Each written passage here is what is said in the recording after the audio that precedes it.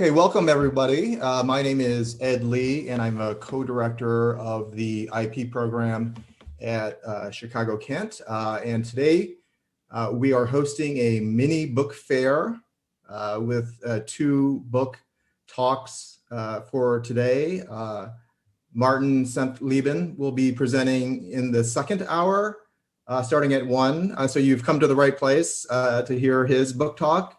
But we will first start with Emily Hudson, who I will introduce, and my colleague Graham Dinwiddie will introduce Martin at the start of his talk.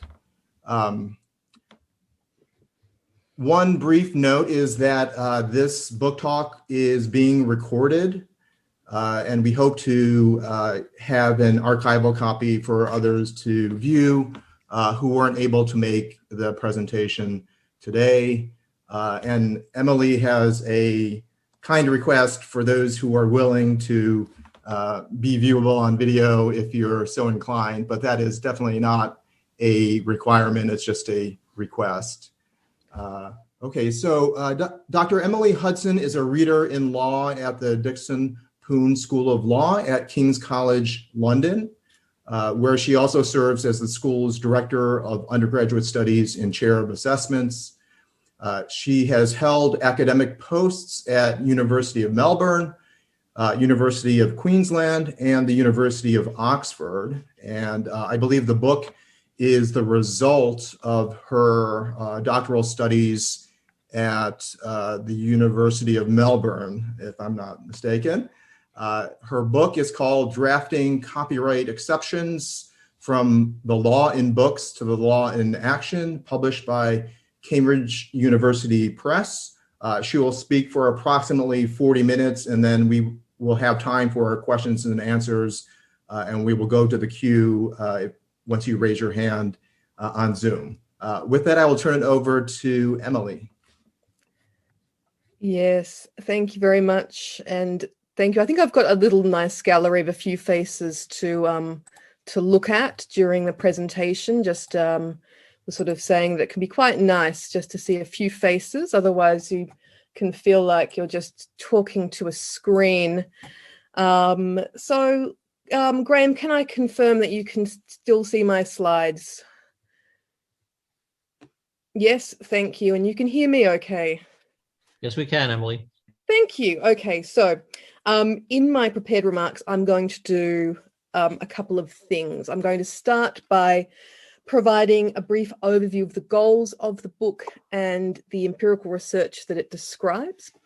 Then, for the bulk of my prepared remarks, I thought I'd discuss some of the specific ideas in the book by reference to 3 recent US fair use cases.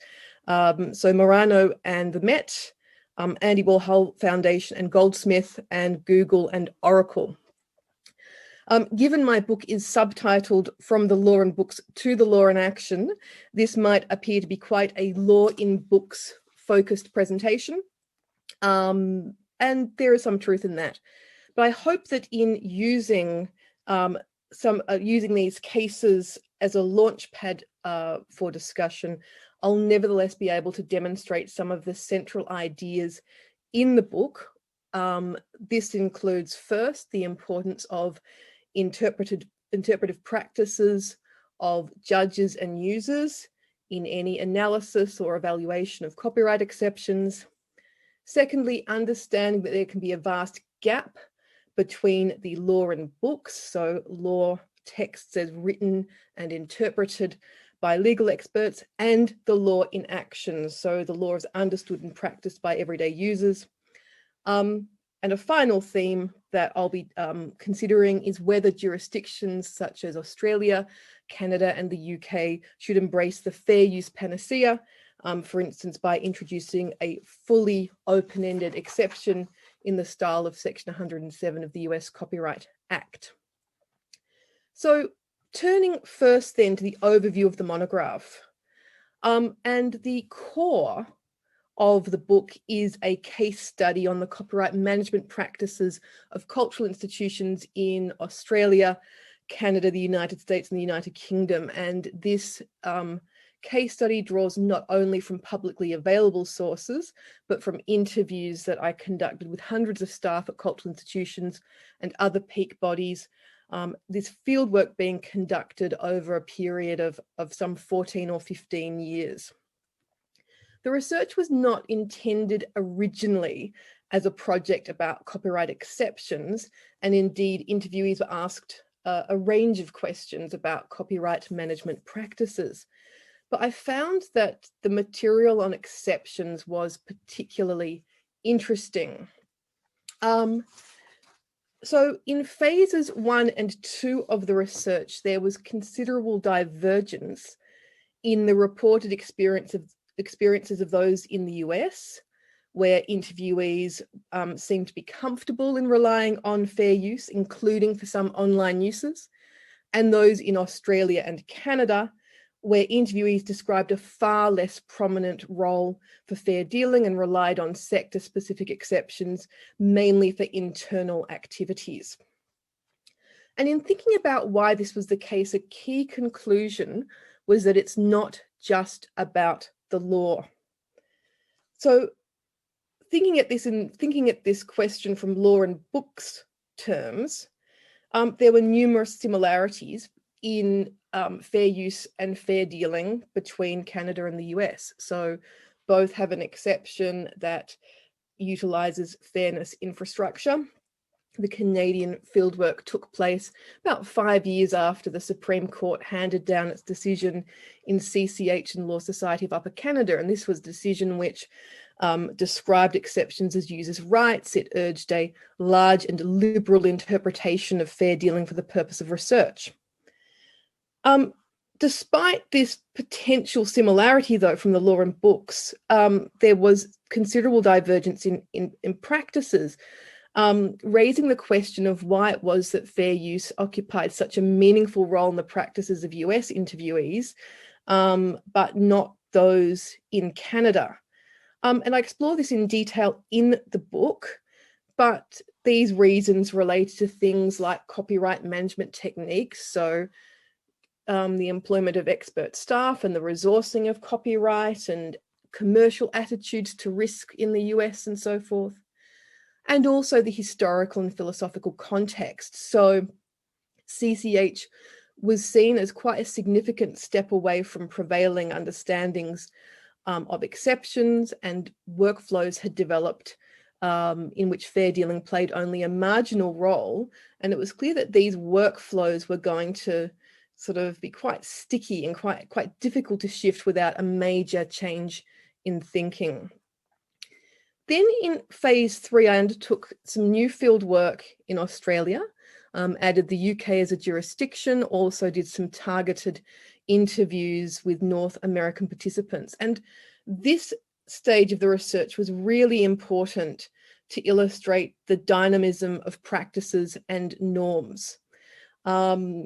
So sort of having been conducting interviews for so many years, I could really see from the earlier to the later fieldwork changes in knowledge and thinking and risk preferences and so forth. So one key thing to say about this book is it's not intended as a comprehensive survey. It's not intended to be a quantitative description of what institutions do, but it's really much more about how people think about copyright and what factors influence how and when norms change. So then returning to how the book then uses the case study, it asks various questions about the interpretive practices of users, how we should draft copyright exceptions, the relationship between the law and books and the law in action, and the fair use panacea. So that's a sort of summary of the book. What I now want to do is sort of focus on some particular themes using these 3 judgments as a launch pad. I thought I might provide a sort of UK perspective on these fair use cases. So how would these fact patterns play out in the UK, bearing in mind we're now in a truly post-Brexit world where the UK is no longer bound by EU copyright directives or by new decisions of the Court of Justice. So how might UK judges and users interpret existing exceptions? Should the UK implement fair use? That said, I don't want this to be a one-way flow of lessons across the Atlantic from the US to the UK. I'd also like to ask some critical questions about the reasoning in these decisions and how US stakeholders might operationalize them. So the first, before I get into the first judgment, just one further thing to, by way of backgrounding, I'm going to assume everyone's kind of familiar with fair use. You may not, however, have a working knowledge of the UK exception. So I've just put on this slide the fair dealing exceptions. For fair dealing to apply, use must be fair. It must be for one of the prescribed purposes, and it must also comply with any other limbs or requirements in the statute. So, for instance, some of the fair dealing exceptions are limited to works that have been made available publicly. Just as fair use in the US is supplemented by specific exceptions, so are the fair dealing exceptions in the UK. So with that in mind now, with that little brief doctrinal backgrounding, let's talk about Marano and the Met, which I think some of you may not have picked up on this, given all the focus on the Warhol case and Google. But this is just a little decision from the Second Circuit. It relates to a claim brought by photographer Larry Marano, who brought an infringement action against the Met in relation to the use on the Met's website of a 1982 photograph taken by Mr. Marano of a musician called Eddie Van Halen, member apparently of the rock group Van Halen. Mr. Van Halen is playing his Frankenstein guitar. So I've taken from the Met website a couple of images. So Emily, can I interrupt a second? Yes. At least a couple of us, I know James said the same message. I'm only seeing the introductory slide, and I think the slides are kind of important. So all right, let me just reshare. Thank you. Yeah. Because I'm going through the slides, so yeah, I got that sense, but and the images are kind of important. Yeah, they are. And let me just try. Thank you for that, because I've actually had quite a few important slides.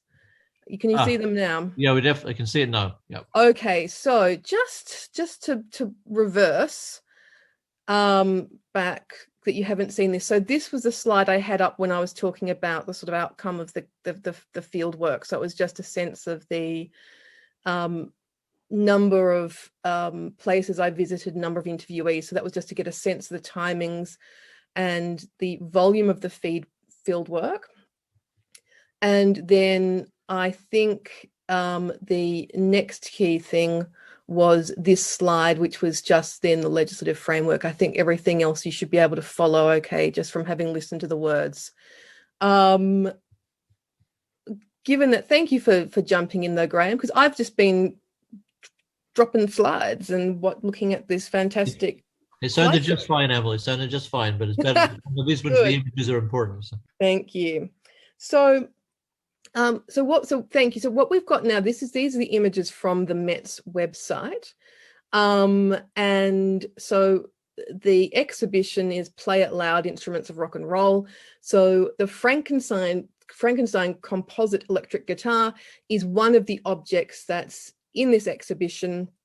And as you can see on the left, there is some description of that guitar, and there's a number of photographs, and people can click on thumbnails and then see this sort of bigger image, one of which is the one on right of screen, taken by Mr. Marano, of Eddie Van Halen playing the Frankenstein guitar. And Marano's claim was dismissed by the district court, in essence, because the action failed to explain why the Met's use was not a fair use.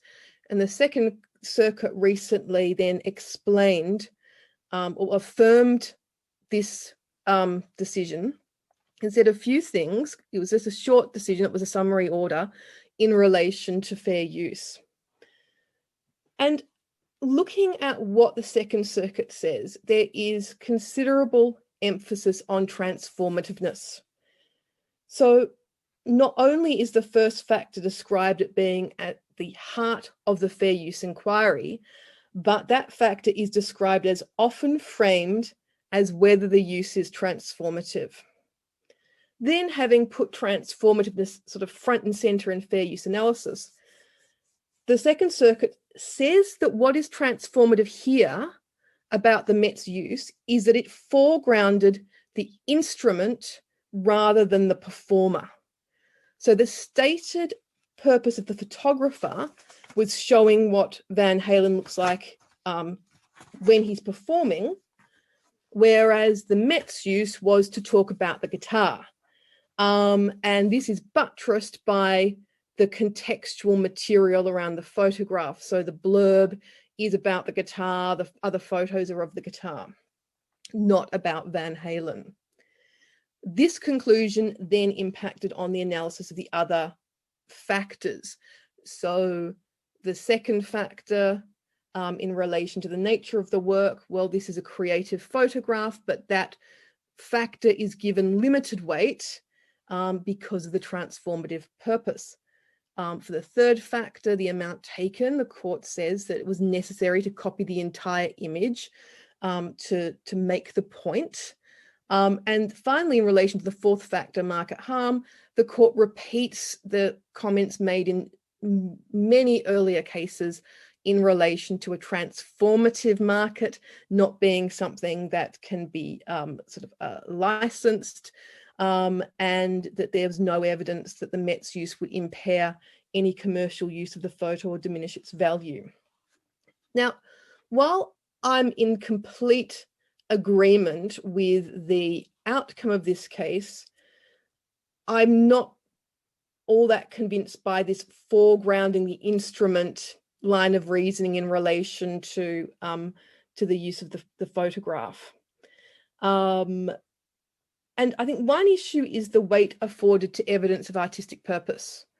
So whether it's of claimants or defendants, that does this simply lead to self-serving evidence about why you created a work, or, as I said, whether you're the claimant or the defendant, bearing in mind that your evidence may have been massaged by copyright attorneys to sort of fit whatever the latest transformative use understanding is. But more importantly, if the exhibition had not been about musical instruments, if it was about, for instance, US rock from the 70s and 80s, would we then say that the use is no longer transformative because of what's being, the point being drawn from the photograph? So is it not transformative? Does that mean there's no fair use, or does it mean that there might be fair use, but we proceed down a different set of reasoning? To me, the Met used the photograph to help tell the story of the history and the creation of the object, but the crucial thing is the educational purpose and not what the education related to. And as has been noted in a lot of fair use scholarship, the use of copyright works in scholarship and teaching and research and education do not always map easily onto a transformativeness inquiry, because the uses are often literal and indeed for the same purposes as the creator made the work. So the focus on transformativeness therefore risks making fair use under-inclusive, or being the subject of sort of tortured analysis. For instance, in this case, saying that the use by the Met is transformative because it uses a guitar-focused use of the photograph. But in addition, in terms of then the concerns about transformativeness, an additional concern is that it can be so powerful that then other important considerations can just get swept or assumed away. As I said, I agree with the outcome of this case, but one of the points made by Morano was that museums will always be able to assert fair use on the basis of some transformative purpose, and this concern about what this means for professional photographers. And the court dealt with this very briefly by saying that fair use is context sensitive and there may be other fact patterns which result in there being no fair use. It doesn't elaborate on these circumstances, but one can imagine relevant factors including the prominence of the use of the photograph in the exhibition. So is it on a landing page or on advertising materials, the size of the image and so forth. But I think it is important that we have an answer to professional photographers who are very worried about the future of their craft, especially in a world where everyone who has a smartphone is now a citizen journalist. So that's some comments and thoughts on Murano and the Met. But what would happen if this fact pattern came up in a UK context? So assuming the photograph is a protected work, I think this fact pattern would most obviously fit within fair dealing for the purpose of quotation. That said, one could imagine alternative argument being made for fair dealing for the purpose of criticism or review. But I might focus on the quotation exception, starting with how that would play out doctrinally. So there's quite a number of elements to the quotation exception, but the first 4 limbs on this slide I think would be relatively straightforward. So I think it's clear that quotation can apply to any type of copyright work and can apply to entire works. It would seem too from the attribution to Murano/Getty Images that the work has been made publicly available with the consent of the author, and that the sufficient acknowledgement requirement would also be met, that requirement being satisfied by providing a title or description of the work and an indication of the author. So you don't need some sort of overdone academic style citation. I think there's perhaps a bit more to talk about in relation to these final 3 limbs, starting with the question of what is meant by quotation. And one of the arguments made by Tanya Aplin and Lionel Bentley in their recent book is that the breadth of quotation hasn't been sufficiently appreciated. And one of the things they argue is that quotation should not be seen as limited, that all that is required under Byrne is that the defendant have a purpose. So they really support a quite broad reading of what is meant by quotation. Now, in terms of the indications in the EU from the Court of Justice, there have been a number of cases. There were 3 cases handed down in July 2019, and one of which was Pelham and Hutter, which gives some indications of the quotation exception. One of the key things to come from these cases is that the Court of Justice has not followed the sort of broad interpretation that Aplin and Bentley would prefer.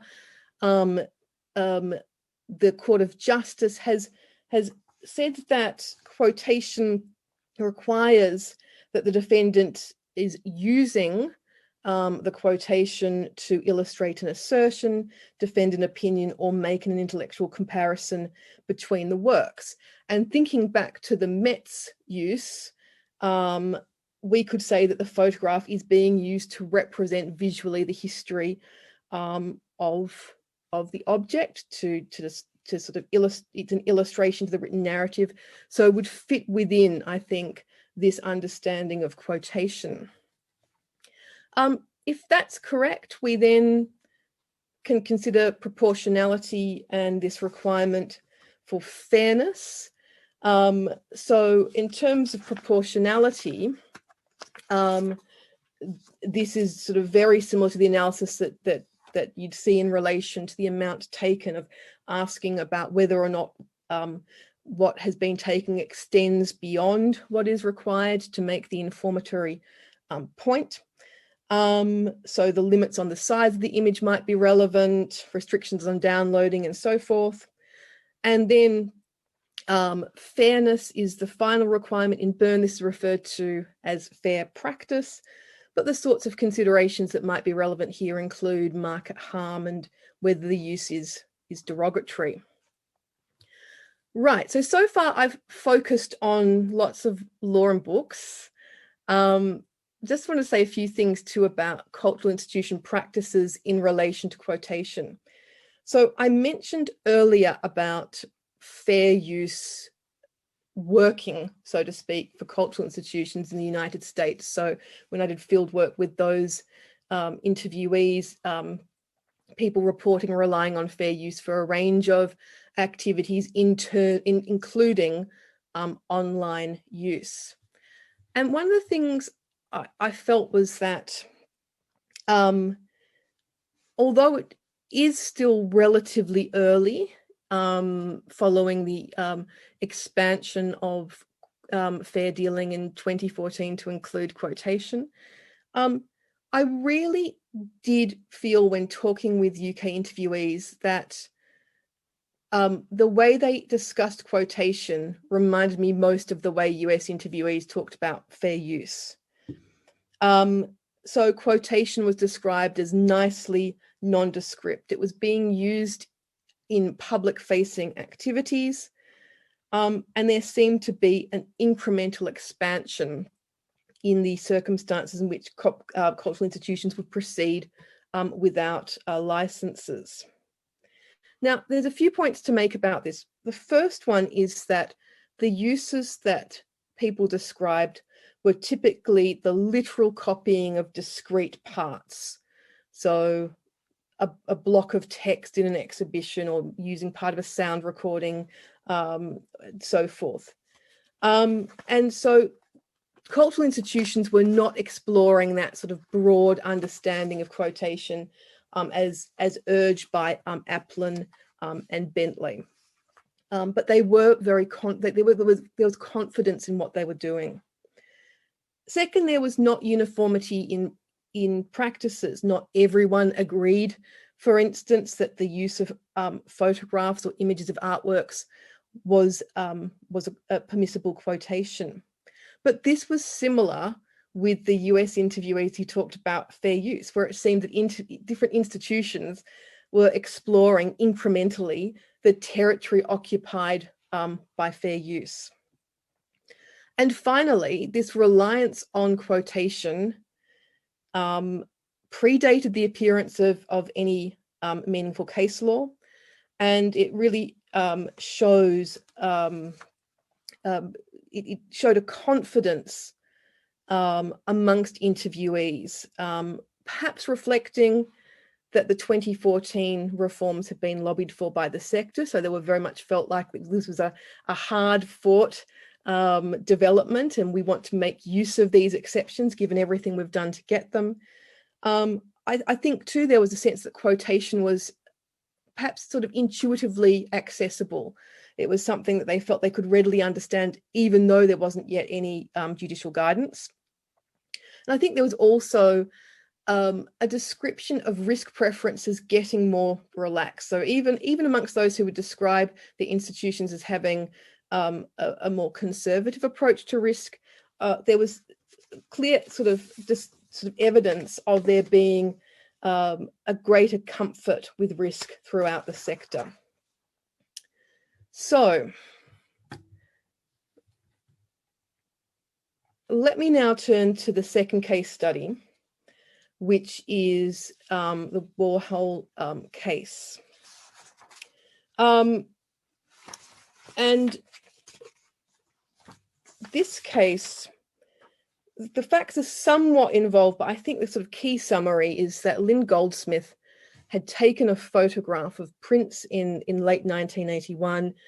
In 1984, she licensed Vanity Fair to use the photograph as an artistic as an artist reference. So what Vanity Fair did was they got this photograph, and then they also commissioned Andy Warhol to produce an image based on the photograph. And that image was used to accompany an article in relation to prints published by Vanity Fair. What Warhol then did was to create a series of works, the Prints series, which was based on Goldsmith's photograph.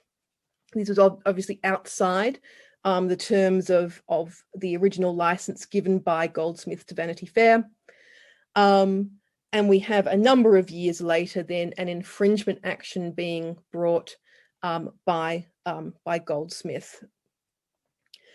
And this is held on appeal to not be a fair use. So again, and just discussing some of the key elements to come out of the reasoning of the case. The Court of Appeals for the Second Circuit situates again transformativeness as at the center of its fair use inquiry. It focuses a lot of attention on the question of what is a transformative work.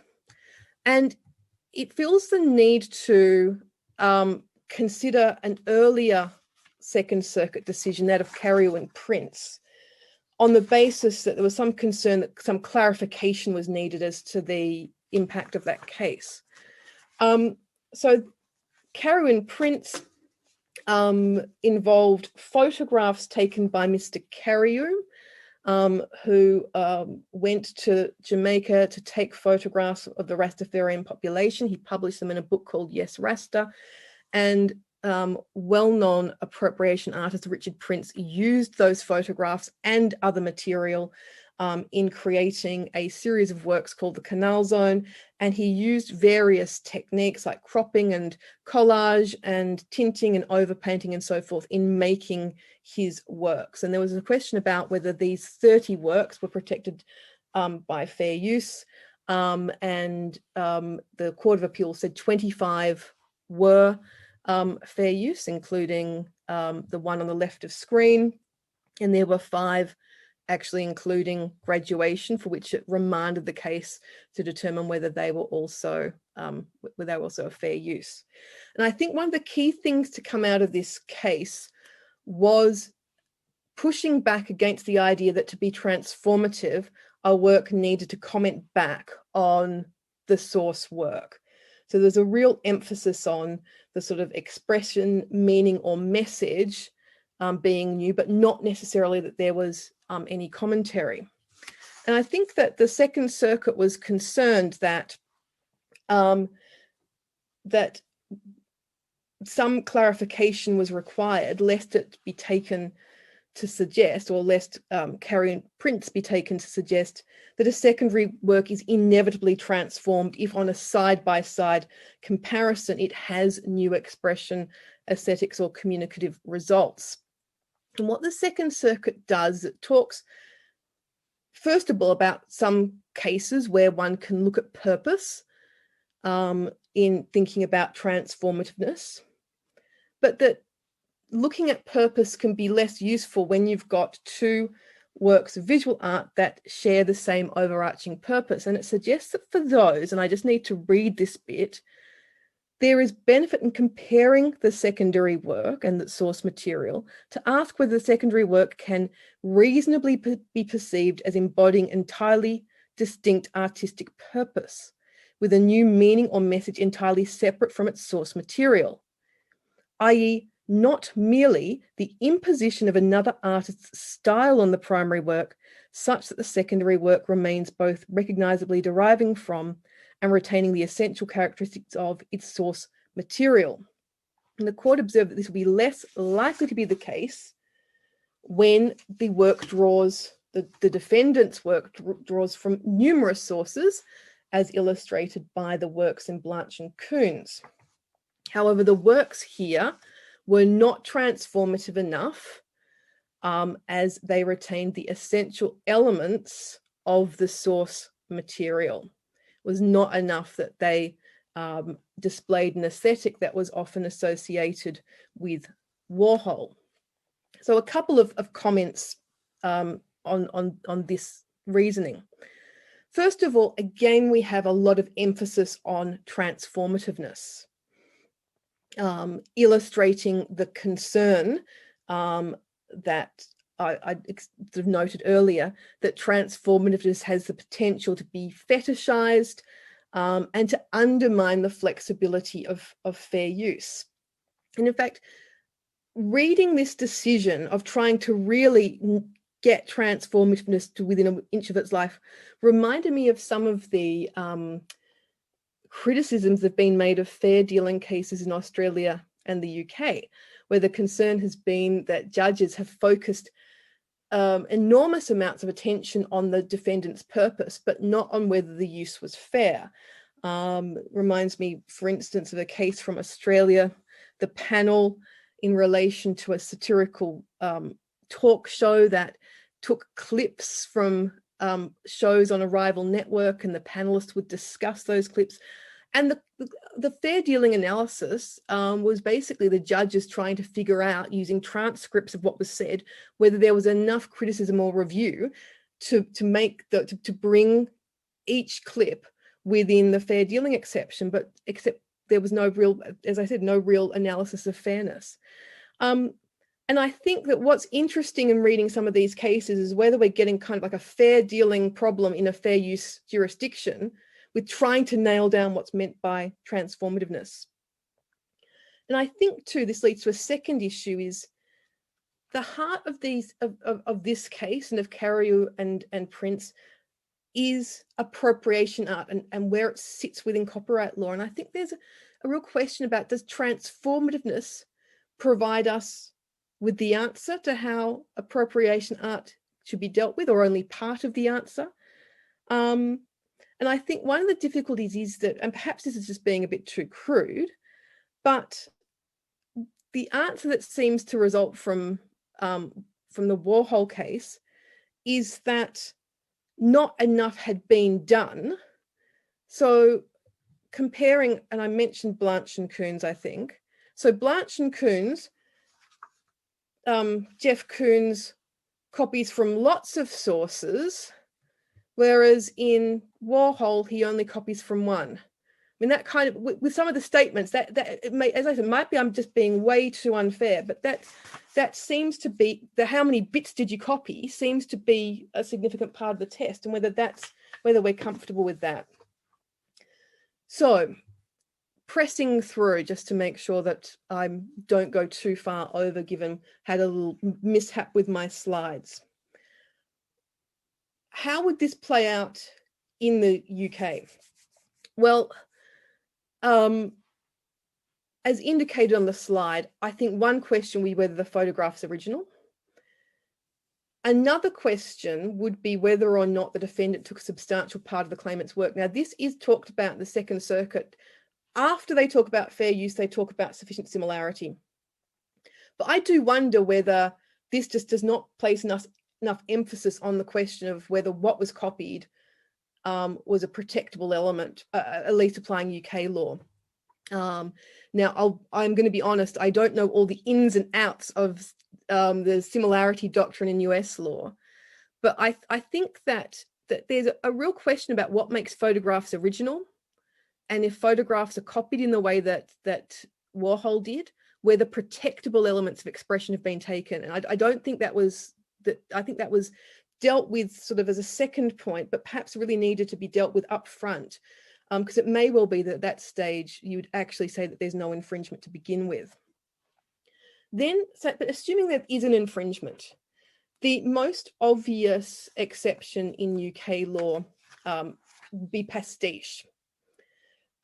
This was another exception introduced in 2014. And I've got a few slides about what is meant by pastiche, because when I started thinking about pastiche a few years ago, I was like, I don't know what it is. Is it just another word for parody? And the argument I've sought to develop is it's not just another word for parody. I have extracted from this on the slide the OED definition of pastiche, which really has two parts. One being imitation in the style of another artist, and the second version being an output that is drawn from a number of different source works. So we've got imitation, the style of, and the sort of assemblage of parts, definitions of pastiche.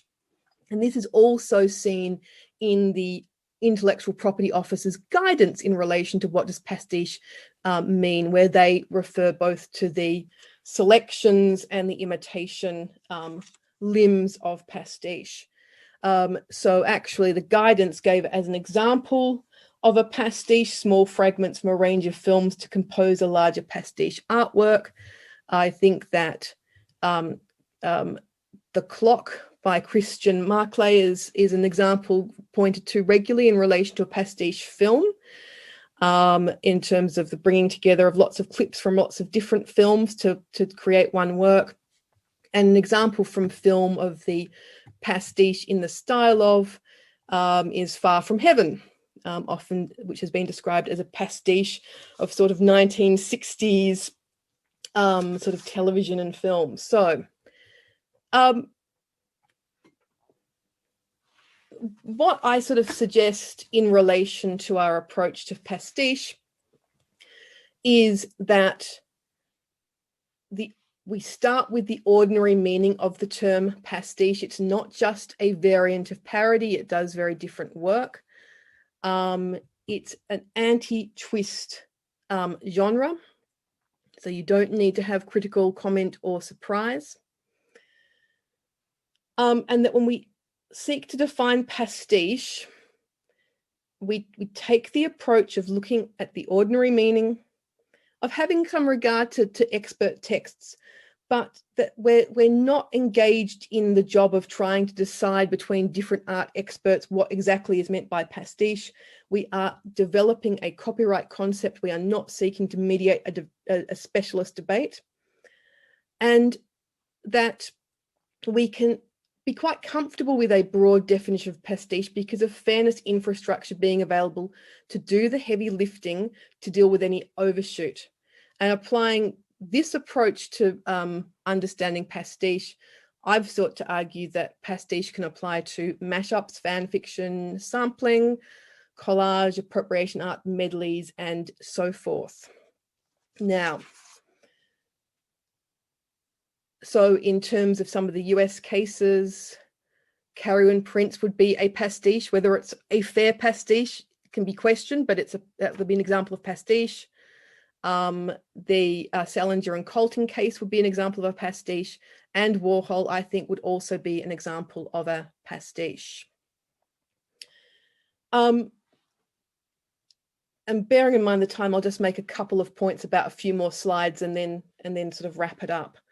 On this slide, I think one of the things I want to it's a bit of a provocation about maybe superior to transformativeness, but I think one of the attractions of pastiche is that in actual fact, it reflects the idea that a lot of art is not new. So you're not intending to make a new message. You're intending actually to make to make work that might be very similar to or borrow from an existing work. So that point about maybe superior to transformativeness is reflecting this idea that newness is not always the goal in art. And I sort of have thought about some of the work Amy Adler's done in relation to the proposition that market impact should be important for cases involving works of visual art, because copying for works of visual art, they get value not just from the expression, whether they might look similar to other works, but actually the artist imprimatur. So if I paint something which looks very similar to a Picasso, it's not worth millions on the basis that I made it. So this idea of the artist imprimatur being quite important. In terms of cultural institution practices, it will be no surprise that interviewees were not talking a lot about pastiche. So there is an issue here in thinking about, can pastiche emerge in the UK as a really sort of serious exception? Well, we'd need to think about lack of knowledge in the sector and how to change that. That said, I think one of the real attractions for pastiche is it is already in the copyright statute. and its ordinary meaning is quite broad. So a few more points and then I'll wrap up. I think in relation to Google and Oracle, I just wanted to make a couple of points because I'm not a software copyright lawyer. Other people are experts on this. But I think, again, there is this question about whether there's been an infringement and whether or not that aspect of analysis was sort of sidestepped in the Supreme Court by their assumption that the API code was protected. And I think there is case law in the UK and in Europe in relation to these questions about the protection of software. But if we have a protected work, I do think it's the case that the UK exceptions really run out at this point. So I think what Google and Oracle demonstrates for a UK audience is that our exceptions may not necessarily apply to certain non-expressive uses. So I think this is a concern in arguing in favour of the sort of UK expanded fair dealing approach. It may be that one would need to think about these non-expressive uses. So I think a key thing from this slide, this is from a presentation I did previously in the UK, and I don't want to repeat it here, but should the UK implement fair use? I think this is the wrong question to ask at the moment for the reasons given on this slide, but one is the risk of conceding too much. That we've got some fair use reforms, the fair dealing reforms, I should say, which have expanded the scope of fair dealing. And in actual fact, I think there is a lot of actual and potential overlap between fair dealing as expanded and fair use. Then,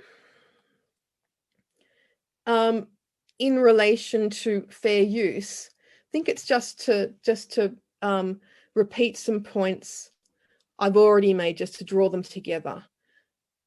With these three recent cases, do they illustrate that risk that fair use becomes the safety valve?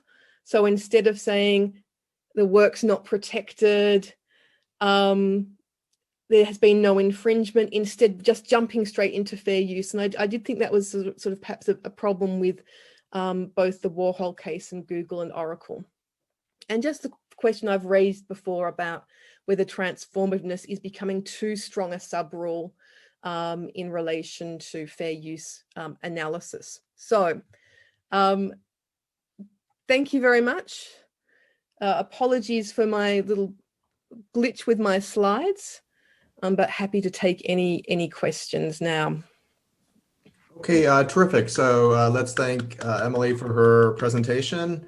And the glitch was from Zoom, so no fault of yours. I will go to the queue. Graham, first question.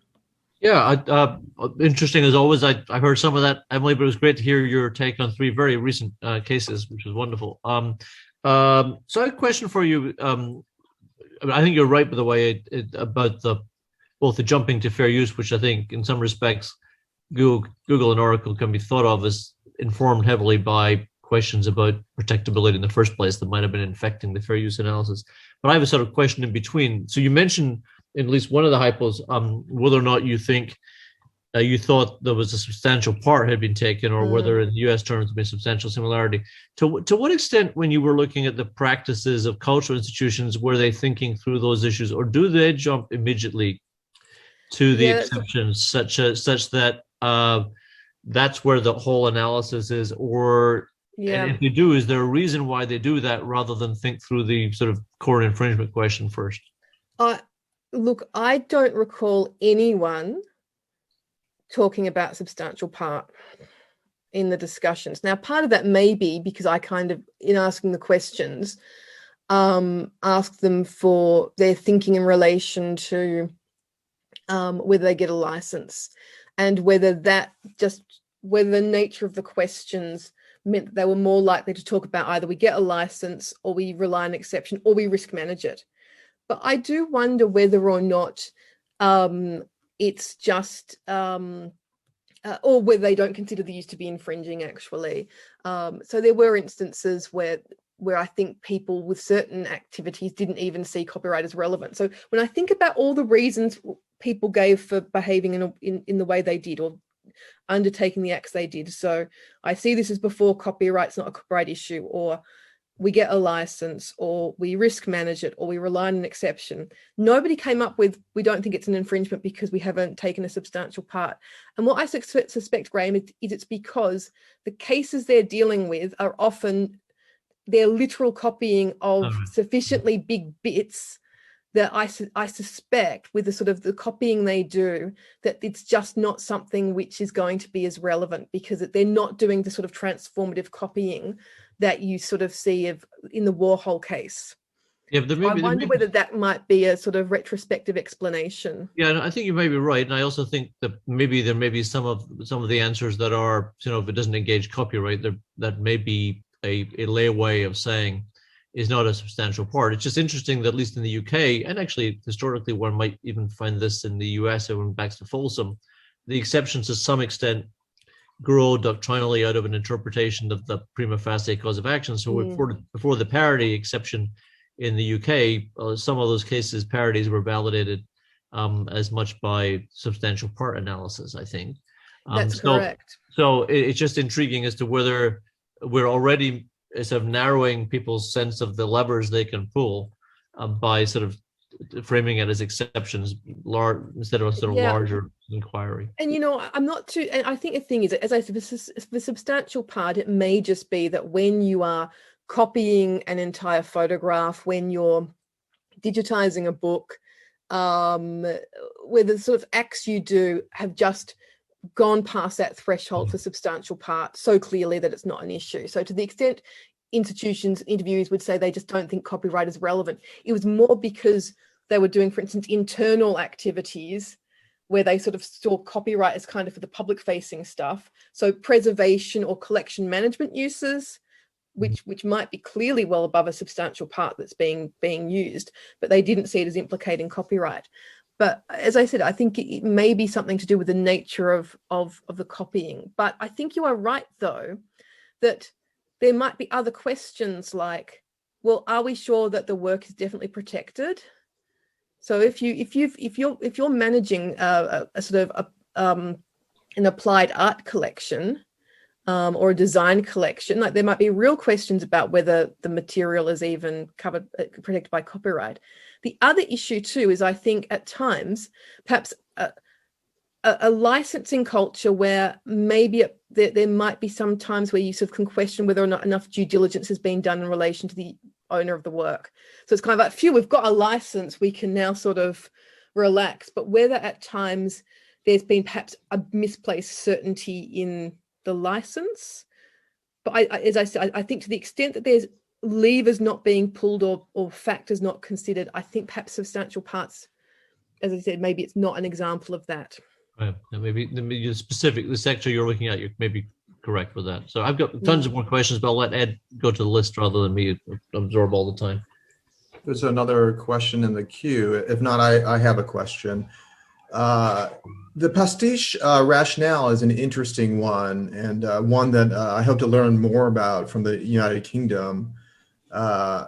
In terms of how you see it in relation to the US transformative use approach, as I interpreted your presentation, I'm gathering that you would not say that it is a complete overlap, that there might be some cases that are pastiche that qualify as fair dealing, but not, under the correct analysis, still not a transformative use in the United States doctrine. Is that right? I think that's correct. I think that in terms of I'd say that in thinking about the overlap between fair dealing and fair use, you need to consider all the purposes. So to the extent I wouldn't at this stage be pressing for the UK to jump into fair use for various reasons. And one is looking at the totality of the purposes and what they might achieve. So it's not like pastiche is itself going to get us where we want to be, but it's one of a number of exceptions. But yeah, I think that the benefit of pastiche is it recognizes imitation as an important part of art, and doesn't seek to ask, have you changed enough? Have you put a new meaning onto the work? And I think that the point sort of that's made by a number of scholars, like, as I mentioned, Amy Adler, is this idea that in actual fact, art is often not about making new stuff. It's about actually reimagining existing works, often quite closely, often paying homage to previous artists. And so in actual fact, where the pastiche better reflects artistic practices, bearing in mind that we still then need to ask, well, what's fair? And then there's a big discussion about what should those factors be. Is it market impact rather than transformativeness? I have to say, I've always felt a bit uncomfortable with Cariou prints for a number of reasons, one of which is just feeling really uncomfortable with the idea that a very well-known appropriation artist makes a huge amount of money using a photographer's works, and that photographer doesn't get any sort of remuneration for that. I feel uncomfortable with that. And I feel uncomfortable too that I don't know the precise circumstances in which Patrick Cariou did his work, but he presumably got some sort of consent from the subjects of the photographs to appear in those photographs. And then the photographs are repurposed into artworks with nudity and all manner of different messages. And I've always found that uncomfortable too, about also whether or not there's also this kind of moral or cultural aspect to that reuse. And I think those are the questions we need to be talking about, right? That sort of the market impact, the different sort of bargaining power and incomes of different artists, subject consent, all manner of things. Was there enough transformation in the meaning? So I do wonder whether transformativeness might be part of the discussion, but whether it's useful or whether it tends to dominate in the way it gets discussed. And then once you have transformativeness, it all kind of sort of, the factors all stampede in order for fair use to be found. Yes. So Cariou spent 6 years living with the Rastafarians in Jamaica to earn their trust. And I had a similar reaction to you in terms of the other issues that are somewhat disturbing about the use of the photographs of Cariou. If there are no other questions, I believe we're also out of time. So yep. Why don't you join me in thanking Dr. Emily Hudson for her presentation. Thank you. And her book, again, is Drafting Copyright Exceptions, published by Cambridge University. If you'd like to pick up a copy or do further research, I recommend it highly.